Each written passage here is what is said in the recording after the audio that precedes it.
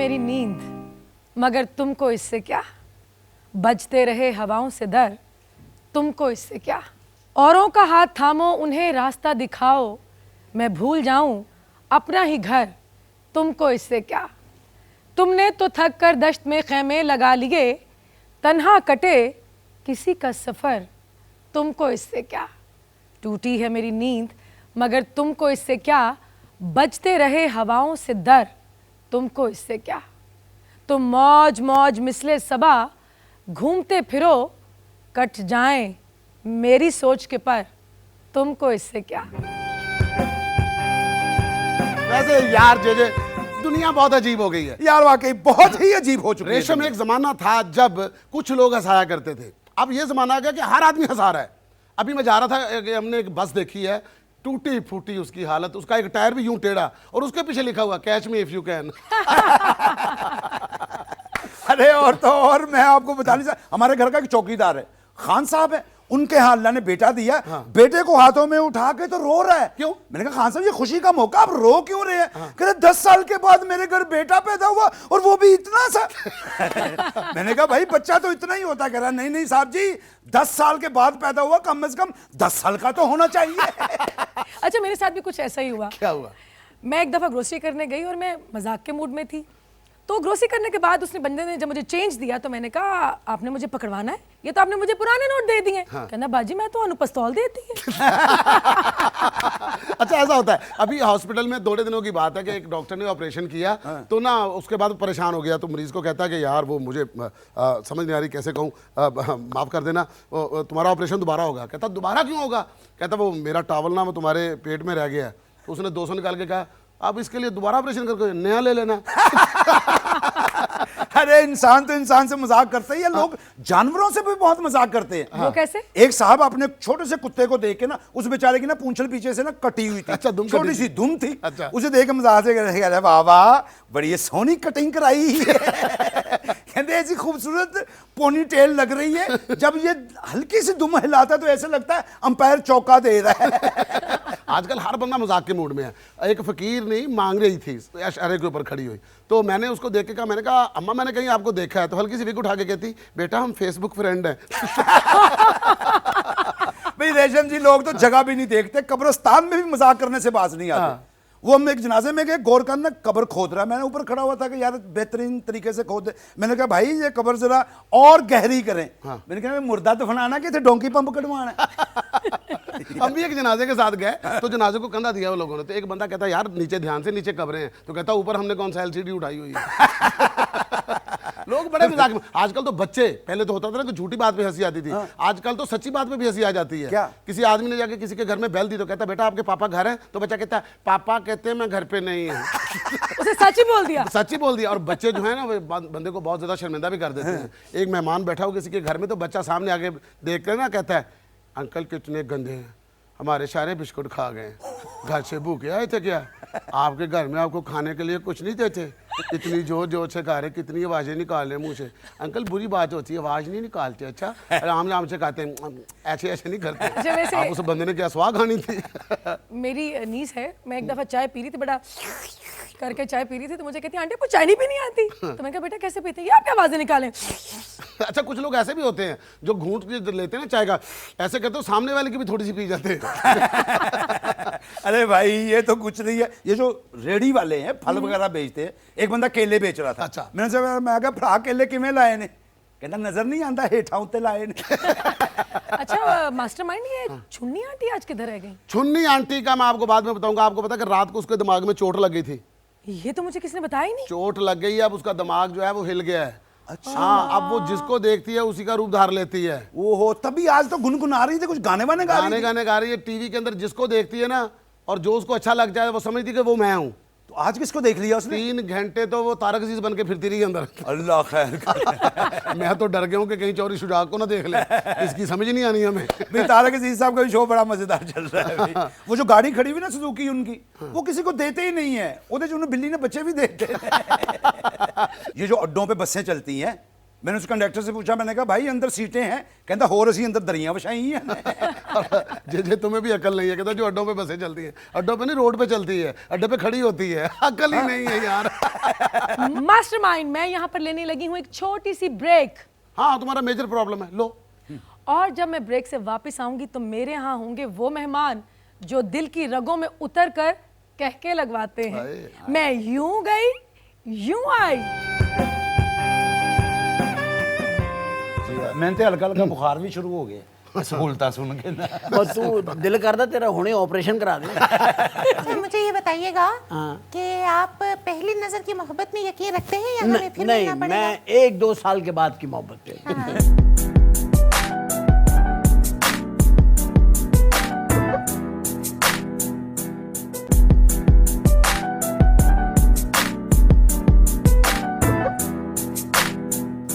हंसते मुस्कुराते रहना जिंदगी की अलामत है।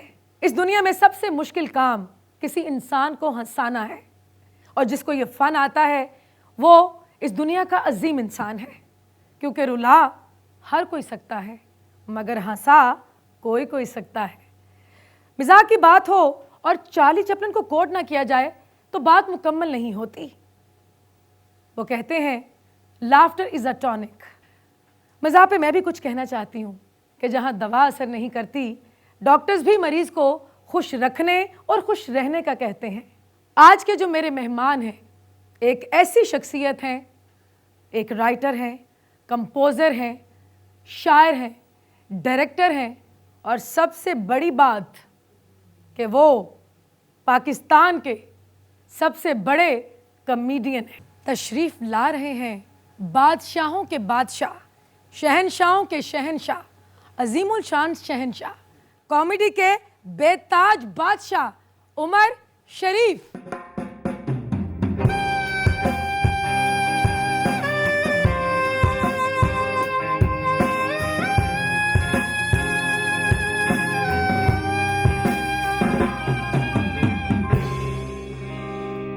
अस्सलाम वालेकुम। वालेकुम सलाम भाई। कैसे हैं आप, ठीक हैं? क्या हुआ? कुछ नहीं, मैं तो आपसे मिलने के लिए आया था। इतनी खूनी पतलून क्यों पहनी हुई है तूने बेटा?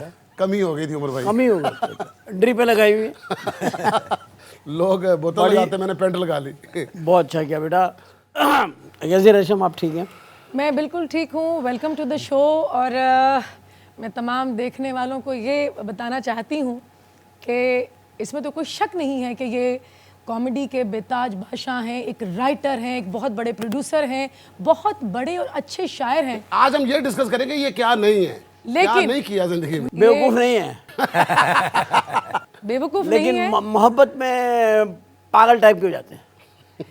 इतने बड़े इंसान हैं कि जब भी मैंने इनको किसी मुश्किल में पुकारा है, बुलाया है, या किसी भी बीमार इंसान के लिए उसके इलाज के लिए पैसे इकट्ठे करने के लिए इनको फ़ोन कॉल की है, तो ये उस फ़ोन कॉल पे हाजिर हो गए। नहीं नहीं, देखिए मैं आपको एक बात बताऊं, अगर तो ज़िंदगी का बुनियादी मकसद सिर्फ आपका अपना खाना है और अपना सोना जागना है, अपना पीना है, अपना एंजॉय करना लाइफ को, तो ये ज़िंदगी तो है, लेकिन इसका असल मकसद ये है कि वो ज़िंदगी में से आपने लोगों के लिए क्या हिस्सा रखा हुआ है। अपने लिए तो कितने सारे परसेंट- जीते हैं। अपने लिए तो सभी जीते हैं, कौन नहीं जीता अपने लिए। अब मैं ये बात पहले भी कह चुका हूँ, आज फिर कह रहा हूँ, इंसान और आदमी में बहुत फ़र्क है। हम आदमी हैं, मेरा मुंह मेरे लिए खा रहा है, मेरे दांत मेरे लिए चबा रहा है, मेरी आंखें मेरे लिए देख रही, मेरे कान मेरे लिए सुन रहे, मेरी ज़बान मेरे लिए बोल रही है, मेरे तमाम जितने भी सिस्टम है मेरे लिए सांस ले रहा है, मेरे गुर्दे मेरे लिए काम कर रहे हैं, मेरे फेफड़े मेरे लिए काम कर रहे हैं, मेरे पैर मेरे लिए चल रहे हैं, मेरा दिमाग मेरे लिए सोच रहा है, मेरे हाथ मेरे लिए काम कर रहे हैं। ये आदमी है। इंसान कौन है?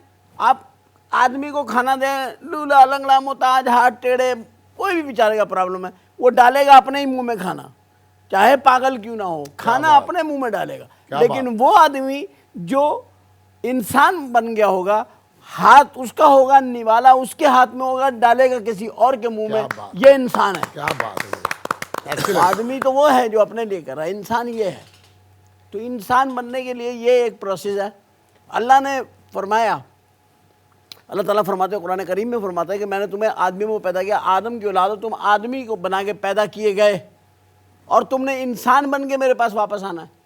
अब इंसान कैसे बनकर आए, तो हज़रत मोहम्मद मुस्तफ़ा सल्लल्लाहु अलैहि वसल्लम को एक मॉडल पेश किया कि ये हैं वो इंसान, ऐसे बनकर मेरे पास आओ और ऐसा मैंने तुम्हें पैदा किया है। तो ये अल्लाह ने हमें इतनी अच्छी उम्मत में पैदा किया। तो मेरा ख्याल है आप भी जो काम करती हैं, लोगों की हेल्प करती हैं, आप उसको, मैंने आपको रमज़ानों में देखा है, आप बड़े लोगों को उसमें चुनती हैं और डिज़र्विंग लोगों को बुलाती हैं और उनके साथ करते हैं। तो ऐसे ही अल्लाह ने एक हमें मौका दिया खिदमत का। हम बहुत सारे हॉस्पिटलों के साथ में रहा, काम करता रहा, इमरान खान के लिए भी किया, अबरारुल हक के लिए, शहजाद राय, जवाद अहमद, किसी ने भी मुझे कहा, मैं वहाँ गया। अब मैं अपना हॉस्पिटल बना लिया। उमर भाई, आप हॉस्पिटल की बात कर रहे थे, तो मैं चाहती हूँ कि आज मेरे शो पर आप बैठकर मेरे तमाम देखने वालों को अपने अस्पताल जो माँ के नाम से आपने बनाया है उसके बारे में बताएं। माँ हॉस्पिटल असल में एक बहुत ही कराची का बड़ा पसमानदा इलाका है, औरंगी टाउन 11:30। ये बहुत ही डिज़र्विंग एरिया है और यहाँ पर यहाँ की जो आबादी है वो 3.5 मिलियन है। 3.5 million people, they are living over there without any medical facility, you know. कोई हॉस्पिटल नहीं है जो वहाँ पे फ्री सर्विस करे। बड़े हमने वहाँ पे इलाकों का वो किया, रिसर्च की कि भाई क्या होना चाहिए, तो वो हमने डिज़र्विंग एरिया लगा मुझे बहुत ज़्यादा। तो हमने वहाँ पे 6 एकड़ के ऊपर ये हॉस्पिटल बना रहे हैं। अच्छी बात उमर भाई वो ये है कि आपने जो नाम रखा ना माँ, ये कितनी ज़बरदस्त फील है कि जब कोई आदमी थका हारा हो, डिस्टर्ब हो, बीमार हो, तो माँ के पास जाता है। तो और माँ के पास जाएगा तो बच्चे की सबसे पहली नर्स ही माँ होती है। पहले दिन से पहला लफ्ज़ भी वही सिखाती है। पहला कदम वो उठाती है, उससे उठवाती है, पहली पहचान कराती है। देखिए, ये माँ ही होती है जो कहती है अब्बू अब्बू अब्बू। हाँ हाँ, अदरवाइज हम लोगों के पास तो कोई प्रूफ नहीं कि ये अब्बू है। नहीं, आप बिलीव ये आदमी कौन फिर रहा है घर में? ना, ये नहीं, देखिए ना, मामू भी कह सकते हैं। वो माँ कहलवाती है, अब्बू, अब्बू, चाचा, चाचा, मामा, दादा, दादी। ये रिश्तों की पहली दुनिया में पहचान माँ करवाती है। माँ करवाती है। इस अस्पताल में जो है, सॉरी मैं माजर चाहता हूँ कि आपने वो हॉस्पिटल में जॉब्स वगैरह भी आप दे रहे हैं, तो क्या हम दोनों को कोई नौकरी मिल सकती है कि मरीज आपका हॉस्पिटल है यार, आप आगे काम करें, नौकरी कहीं की भाई। मैं हम तो नौकरी ऐसी करेंगे कि मरीज का फ्रूट बद गया तो सानू दे दो, असी खा लें। किसी का इंजेक्शन लगवाने को दिल नहीं कर रहा तो मैं अपने बाजू पे लगवा लेता। मतलब आपको ज़मीर फरोशी की नौकरी चाहिए। नहीं, मेरा मतलब है कि हेल्पिंग हैंड होंगे हम। हेल्पिंग हैंड का मतलब है बेटा दवाइयाँ फ्री में होते। अगर कोई आर्टिस्ट बीमार हो जाए तो उसे धक्के ना खाने पड़े लाइनों में। माँ हॉस्पिटल की एम्बुलेंस जाएगी, उसको इज्जत से पिक करके लाएगी, वीआईपी रूम में ठहराएगी, उसका इलाज खामोशी से कराएगी। तशरीह नहीं करेगी कि यार उसका चंदा दे दो, उसके रोटी दे दो, उसका बोतल खून की दे दो ना। हम उसको इज्जत नफ्स को महफूज करना चाहते हैं।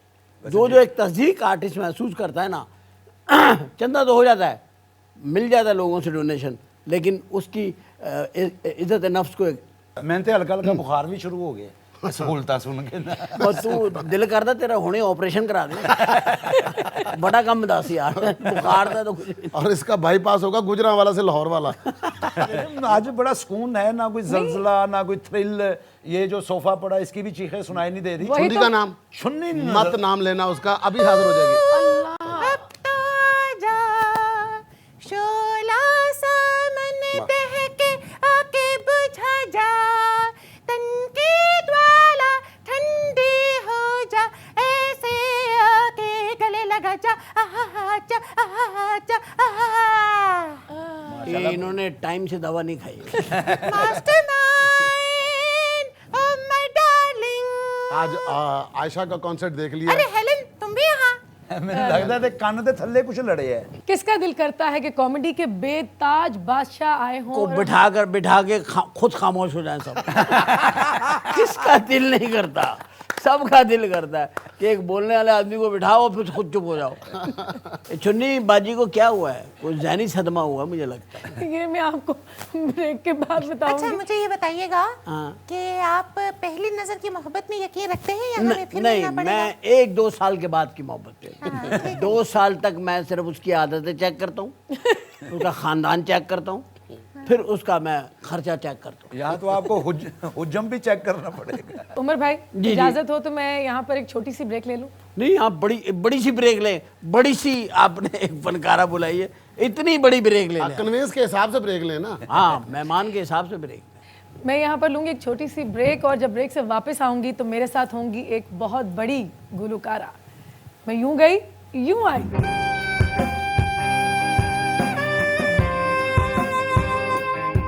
वसीम अब्बास से मिलना बड़ा अच्छा लगता है, मगर वो इतना कुछ गंदा इंसान है कि वो मुझे मिलता ही नहीं है, बेहुदा आदमी। सोने दे गाने दे जाने शाने हो जा तू मेरा कर मेरे बाने तन प्यार करा इकरार करा लखवार कराओ यारा।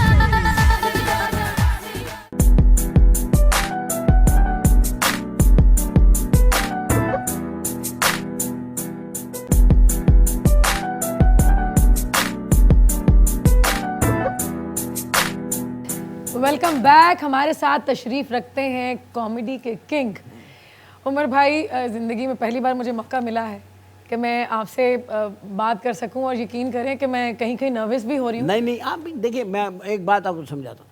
अच्छा होस्ट जो एंकर होते हैं, आप खुल के बोले, मज़े से बात करें, पूरे अपने खोल के बात करें और फंस जाएं। नहीं, लेकिन मसला ये है कि मेरे सामने सिर्फ उमर शरीफ एक एंकर, एक होस्ट नहीं बैठे हुए हैं। वो एक शायर हैं, वो एक राइटर हैं, वो एक प्रोड्यूसर है, वो पता नहीं क्या क्या है। बहुत कम लोग होते हैं जिन पे अल्लाह की इतनी खास रहमत होती है। मैं 18 फील्ड में काम करता हूँ। 18 फील्ड है मेरी काम करने की, जिनमें मैं कर रहा हूँ बाकायदा काम। माशाल्लाह माशाल्लाह। अल्लाह का बड़ा एहसान है, करम है, वो सब में इज्जत दे रहे हैं, उसकी रहमतें हैं। अल्हम्दुलिल्लाह। तो अल्लाह अपनी रहमतें करम करे। आप खुल के बोले, आपसे मेरा क्या है? हमने आपको कोई जुमले थोड़ी लगाने हैं। आपने जो फिल्में बनाई, जो एक से एक आला फिल्म बनाई, सुपर हिट। म्यूजिक आपने दिया, लिखे गाने आपने, फिल्म आपने लिखी, कॉमेडी आपने की, टेलीविजन आपने किया, थिएटर के बेताज बादशाह, शायरी। तो म्यूजिक किस खुद बनवाया, मीडियम में मौसीकारों को खुद बताया, बैठ के मौसीकारों को खुद बनाया कि इसकी ट्यून ऐसे बनानी है, धुन ऐसे बनानी है। अभी मैंने 2 मेरे अपने एल्बम भी आए हैं नए, माशाल्लाह। ऑडियो एल्बम, पूरे सारे गाने मेरे ही बनाए हुए हैं। तो मुझे ये बताएं कि किस मीडियम में आपको सबसे ज्यादा काम करके मजा आया? थिएटर। थिएटर मेरा लव है, पैशन, पहली मोहब्बत है मेरी पहली मोहब्बत। और मुझे आज भी मज़ा थिएटर का आता है। क्या बात। मुझे और मैंने फिल्में बहुत बनाई, बहुत फिल्में की, टेलीविज़न बहुत करता हूँ, बहुत किए, बहुत अभी आ रहे हैं, बहुत प्रोग्राम चलते हैं, मगर मुझे शौक़ है थिएटर का। और बहुत ज़्यादा मुझे अफसोस से कहना पड़ता है कि अब मैं थिएटर नहीं कर रहा हूँ, और वो रीज़न सबको ही पता, को बताने की ज़रूरत नहीं है, क्योंकि वो थिएटर वैसा हो नहीं रहा जो हम करते थे, जो हमारा स्टाइल था काम जैसा भी था, मगर वो स्टाइल था जो लोगों में जाता था, पब्लिक पसंद करती थी, फिर मतलब फैमिलीज पसंद करती थी। और हिंदुस्तान में भी हमारे जितने भी आर्टिस्ट गए हैं, जो जाते हैं, या मैं भी हूँ, सबकी पहचान वहाँ थिएटर ही है। और उन्हीं ड्रामों में से चोरी कर करके हिंदुस्तान के कई प्रोग्राम चल रहे हैं, उनकी भी रोज़ी लग गई है। हाँ, इसी थिएटर की वजह से, थिएटर की वजह हमारे से, पाकिस्तान के थिएटर की वजह से वो प्रोग्राम उन्होंने सारे उसमें से आइटमें निकाल के, अब देखिए ना, नेट प्रैक्टिस हो रही है आजकल। अब वो 4-5 हमारे बड़े पक्के शागिर्द हैं, जिन्हें मैं मानता हूँ। अक्षय कुमार हैं, गोविंदा हैं, जॉनी लीवर है, सुनील पाल है, राजीव श्रीवास्तव है, और एक आधा और 2-4 हैं, बस ऐसे। ये भी मेरा, इसने भी धागा बंधवा है, जो आजकल एक हमारे जैसा शो कर लेता है। उसका शो देख के मुझे याद आता है, यार हमने ये कब किया है, वो कपिल। आपने हिंदुस्तान में एक शो को जज किया, जी, जहाँ से ये कपिल शर्मा जो है, ये अभी भी वो अब उसका नाम मैंने बदल दिया है। वो कपिल जो है ना, वो उसकी नॉलेज नहीं है, वो एडाप्टर है, आपकी चीज़ें वो ऑब्जर्व करता है। तो उनके पास इतना भी आ जाए बड़ी बात है। तो हिंदुस्तान में सबसे बड़ा फुकदान, बहरान है तो वो कॉमेडी का है। 1 अरब 27 करोड़ में कोई आदमी स्पॉन्टेनियस बोलने वाला नहीं है पूरे हिंदुस्तान में, चैलेंज करके लिमिट। ये प्रॉम्प्टर पे लिखा हुआ बोलते हैं। प्रॉम्प्टर पे पहले भी तो और स्क्रिप्टेड होता है, rehearsals। स्क्रिप्टेड, फिर उसके बाद टेलीप्रॉम्प्टर। और टेलीप्रॉम्प्टर होता है, और उसके बाद रिहर्सल्स होती हैं, सेटिंग करते हैं बाकायदा। हम तो स्पॉन्टेनियस है, अभी मैं आप क्या है तो मैंने कौन सी सेटिंग आपसे की? ये आमद है। आप किसी भी सब्जेक्ट पे बात करें। कॉमेडी आपका पैशन है, आपका लव है। तो मोहब्बत भी आप कॉमेडी में करते हैं या सीरियस होकर करते हैं? नहीं नहीं, मैं कॉमेडी में मोहब्बत में बहुत सीरियस मोहब्बत करता हूँ, खतरनाक किस्म वो की। कैसे? बस हो जाती है मुझसे, करता तो मैं ऐसा कोई स्टार्ट कॉमेडी में करते हैं कि चल गई तो ठीक है, वरना नहीं। ये अपना बता रहा है। इसने ऐसे ही की थी, इसने कॉमेडी में जुर्रत की थी, वो पका हो गया काम। मिल गए तो ठीक है, वरना कोई बात बाजी डर गई बाजी। नहीं। जो कहते हैं जो लोग बहुत हंसाते हैं उसके पीछे कोई ना कोई दुख होता है। कभी ऐसा हुआ हो कि आपका जो दिल है वो अंदर से रो रहा हो और आपको लोगों को हंसाना पड़ा हो? कई दफ़ा ऐसा हुआ है कि कोई बहुत अजीज़ शख्सियत, दोस्त, अहबाब कोई इंतकाल कर गए, अब उनके अपने जनाजे में भी जाना है और शो भी चल रहा है। तो रज़ाक राजू जिस दिन मरे थे, अल्लाह उनको गरीक रहमत करे, तो मेरा ड्रामा चल रहा था, 2 शो थे उस दिन, ड्रामा चल रहा था और एक शो के बीच में मुझे इत्तला मिल गई कि उसकी डेथ हो गई है इंटरवल में। वो इंटरवल से एंड तक करना मुश्किल हो गया, मैं नहीं कर पा, ड्रामा समझ नहीं आ रहा कैसे हंसाएं लोगों को। ख़त्म करके फिर हमने दूसरा शो पोस्टपोन किया और फिर हम उसकी जनाजे में चले गए। ऐसे मुझे मोहन भाई के टाइम पे हुआ। मोहन भाई के साथ एक बड़ी अटैचमेंट थी, क्योंकि मैंने जो अपनी ज़िंदगी का सबसे अच्छा ड्रामा किया था पहला, वो उनके साथ किया था। हाँ उमर भाई, आपने सारी ज़िंदगी माशाल्लाह इतना हंसाया, लिखा बहुत, और ड्रामा ऐसे किया सारी ज़िंदगी के मूड चेंज होता था भाई का, कि आधा ड्रामा कर लिया ना तो मूड चेंज हो गया कि अब भी यहाँ से अब चेंज मारना है, कुछ और करना है, खड़े खड़े चेंज होगी, सिचुएशन चेंज होगी, कैरेक्टर चेंज हो गया। अल्लाह पाक ने ऐसी महारत दी हुई है, माशाल्लाह। तो लोगों को इतना खुश किया। खुद किससे खुश होते हैं? कोई ऐसा आदमी है दुनिया में? मैं बहुत सारे लोगों से खुश होता हूँ और उनसे मैं मिलता हूँ और खुश होता हूँ उनसे मिलकर। जैसे मुझे ज़ाती तौर पे वसीम अब्बास से मिलना बड़ा अच्छा लगता है, मगर वो इतना कुछ गंदा इंसान है कि वो मुझे मिलता ही नहीं है, बेहुदा आदमी।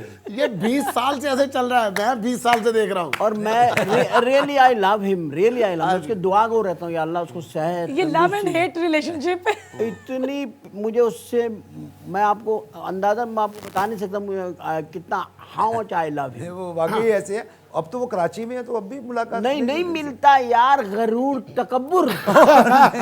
उस आदमी में तकब्बुर है, अच्छा। गरूर है। वो जब आंखें यूं फाड़ के देखते आंखें फाड़ना और बोलना, ओ यार मैं थैंक यू।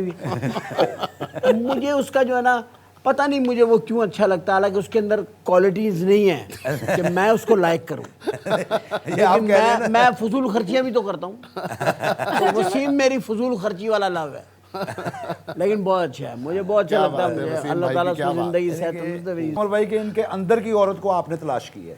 इसके अंदर एक औरत है, मगर उसने आत्महत्या की हुई है, बाहर नहीं आती वो। उसी वजह नहीं, से तो- इसका एक स्टाइल था कि हर आदमी का एक स्टाइल होता है काम करने का, इसके अंदर वो भी है थोड़ा स्टाइल, कि ये जब लेडीज बनता है तो बहुत अच्छा परफॉर्म करता है, ये होता है। उमर अच्छा, भाई मुझे इनके ये अंदर जो औरत है वो हर वक्त नाचती क्यों रहती है? वो गुर्बत असल की वजह में बहुत जल्दी बहुत ज़्यादा कमाना चाहती है।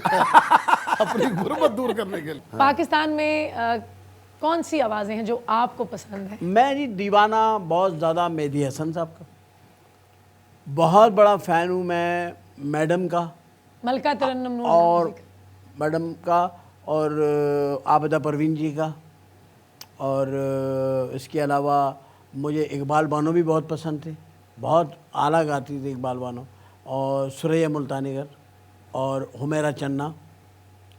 हुमैरा चन्ना और अल्लाह भला करे अपना जो एक लड़की थी जिसे मैंने इंट्रोड्यूस किया था फिल्म में, चश्मा लगाती थी, क्या नाम था उसका यार? शाजिया मंजूर। शाजिया मंजूर।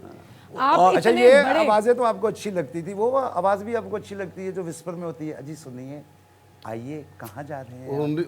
वो नहीं, वो उन आवाज़ों का तो मैं आदी हूँ, स्पेशलिस्ट हैं। लेकिन एक आवाज को आप नहीं, मैं भूल सबके रहे नाम ले लिए, मैंने जितनी गुलकार हैं सबके नाम ले हैं। लिए। नहीं, आपने सबके नाम बिल्कुल सबके नहीं नाम लेंगे। लिए मैंने, अपना माला जी का नाम लिया, गुलबहार बानो का नाम लिया मैंने, सबका नाम लिया, अपना सबका नाम लिया। आपने सबका नाम नहीं लिया, आपने एक नाम ऐसा नहीं लिया जिसके क्रेडिट पे फिल्म इंडस्ट्री में बहुत ज़्यादा फिल्में हैं, संगम, घूंघट, दुपट्टा जल रहा है, मेहंदी वाले हाथ, तो जीवा। गफलत, ये तो फिल्में नहीं है, ये तो गफलत की बात है। दुपट्टा जल रहा है, ये तो गफलत की वजह से हुआ है। तो ये जो सारी फिल्में बॉक्स ऑफिस पर हिट हुई हैं, तो इस के पीछे ज़ाहिर एक डायरेक्टर तो होता ही, लेकिन एक आवाज़ का बहुत बड़ा हाथ होता है। और मैं कहती हूँ कि मलका तरन्नुम नूरजहां जी की आवाज़ के बाद मुझे ये आवाज़ बेहद पसंद है। इनके बेशुमार गाए हुए गाने मुझ पे पिक्चराइज हुए, सुपर हिट हुए। इन्हें भी नेशनल अवार्ड मिला, मुझे भी नेशनल अवार्ड मिला। और दोस्त तो वो मेरी हैं ही, लेकिन मैं उनको मैं फ़ैन भी हूँ उनकी, लेकिन मेरे लिए वो एक सहेली हैं, बहन हैं। तो मेरे यहाँ आज तशरीफ़ ला रही हैं सायरा नसीम।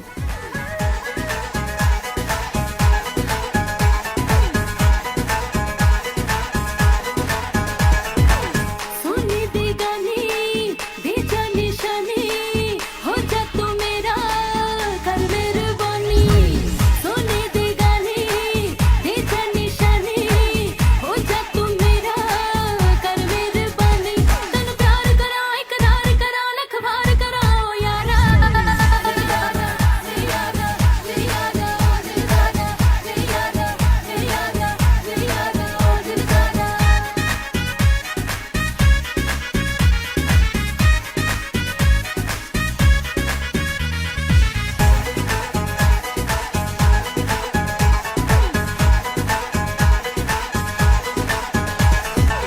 अपना बना ले मैनू मैं तैनू चाहां जिथे तू जावे तेरे पिछे पिछे आवां अपना बना ले मैनू मैं तैनू चाहां जिथे तू जावे तेरे पिछे पिछे आवां तैनू प्यार करा इकरार करा लखवार करा यारा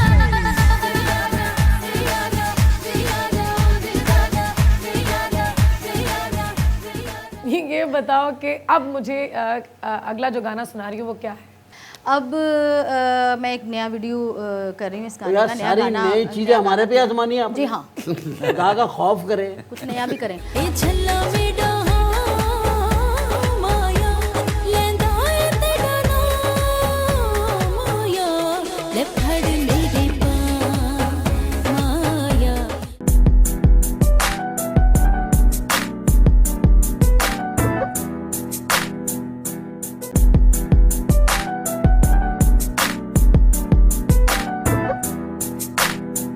वेलकम बैक। बहुत कम ऐसा होता है कि अल्लाह ताला किसी को अच्छा गला अता करे और खूबसूरत शक्ल से भी नवाजे। तो मेरी जो आज की मेहमान है, थैंक यू वेरी मच रेशम, प्लीज बड़ी मेहरबानी आपने मेरे लिए इतने कीमती उन्होंने लफ्ज़ ये कहे। कहा है कि मेरी जो आज की मेरा इशारा किया उन्होंने, मेरी बात कर रही हैं। इन्होंने भी गजलें गाई थी मलका जी मैडम जी की, मैंने गाई थी, जो अच्छी कि- मगर वो सही नहीं गाएंगे। हाँ, जाहिर है वो इनसे तो सही मैडम नहीं जी ने गाई हैं। ਇਹਨਾਂ ਨੇ ਤਾਂ ਗਜ਼ਲਾਂ ਇਕੱਠੀਆਂ ਕਰਕੇ ਨਾ ਉੱਤੇ ਬਹਿ ਗਏ ਸਨ, ਫਿਰ 21 ਦਿਨਾਂ ਬਾਅਦ ਉਹਨਾਂ ਚੋਂ ਕਈ ਗਜ਼ਲਾਂ ਹੋਰ ਨਿਕਲ ਆਈਆਂ। अच्छा ये देखिए, काम ऐसा है कि बहनों में भी जेलसी है क्यों बात? कि वो अपनी बहन को क्या कह रही हैं कि ये गज़लें तुम गाओ, कि हालांकि मैडम नूरजहां जी की गज़लें नहीं कोई गा सकता ऐसे। बेशक। नहीं नहीं लता दीदी मेरा बड़ा प्यार है बहुत। हम जब छोटे होते थे तो इकट्ठे स्कूल जाते थे, एक बीच में दोनों पढ़े। उमर भाई सायरा के क्रेडिट में माशाल्लाह बेहद काम है।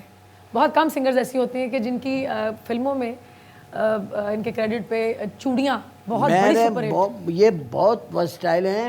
अभी हमने अपना एल्बम बनाया था एक दफ़ा गज़लों का, और उसमें सायरा ने बहुत अच्छी गज़ल मैंने कंपोज किया। इसने 2 गज़लें की थी 2 गज़लें इसने किया, इतना अच्छा गाया। आप सोच, बहुत उमदा गाया। और इन्होंने तो गज़लें माशाल्लाह बड़ी देखा अच्छी बनाई थी ना, इन्होंने। कव्वे के लिए गा दिया जिसके लिए कभी किसी ने नहीं गाया। कोई तोते के लिए, मैना के लिए, सबके लिए गा दिया। कबूतर के लिए भी बड़ी गाया। रहमदिल औरत है। मैं नहीं जी, सैयद नूर साहब रहमदिल हैं जिन्होंने गवाया है। उमर भाई जी ये बताइए कि बचपन की शरारतें जी याद हैं आपको कि क्या शरारतें किया करते थे आप? ना, हकीकत बात है, मैं बचपन में शरारती नहीं था, क्योंकि मेरे मैं कुछ बातें ऐसी होती हैं जो मैं बता देता हूँ सच्ची साफ। मैं 5 साल का था, मेरे वालिद साहब की डेथ हो गई थी, और मैं 10 साल का था तो मैं एक कारखाने में वेल्डिंग पे लग गया था, और मैं 15 साल की उम्र तक जो है ना इलेक्ट्रिक वेल्डर बन चुका था, लूम मशीनें बनाता था, और ये मेरा काम हो गया था कि मेरे अंदर शौक़ बहुत था काम करने का। फिर 16 साल की उम्र में मौका मिला तो मैंने ड्रामा लिखा बायोनिक सर्वेंट। उससे पहले जो छोटे छोटे ड्रामे करता था एक आधा दिन के, उसमें मोइन भाई थे, तो मोइन भाई की वजह से वो ड्रामा चला, लोगों ने बड़ा पसंद करा। इसलिए पसंद किया कि वो मोइन भाई, अल्लाह उनको गरी की रहमत करे, वो ऐसे आर्टिस्ट थे कि उनके साथ मैं खड़ा हुआ था तो लोग कहते थे यार ये तो मोइन अख्तर हैं, मगर ये लड़का कौन है भाई। तो वो मेरी पहचान बन गया, वो शख्स मेरी पहचान वो शख्स बन गया। हालांकि मेरी चाहत इतनी ज़्यादा, जो बहुत मेरे दिल से मैं जिसे चाहता था, जिस बंदे को, उनका नाम था मुनव्वर दरीफ साहब। उनको तो मैं मतलब आज भी अगर कोई मुझसे कहे कि मैं दुनिया में किसको पसंद करता हूँ तो वो ही बंदा है, सिर्फ जवाब नहीं था। मुनव्वर साहब।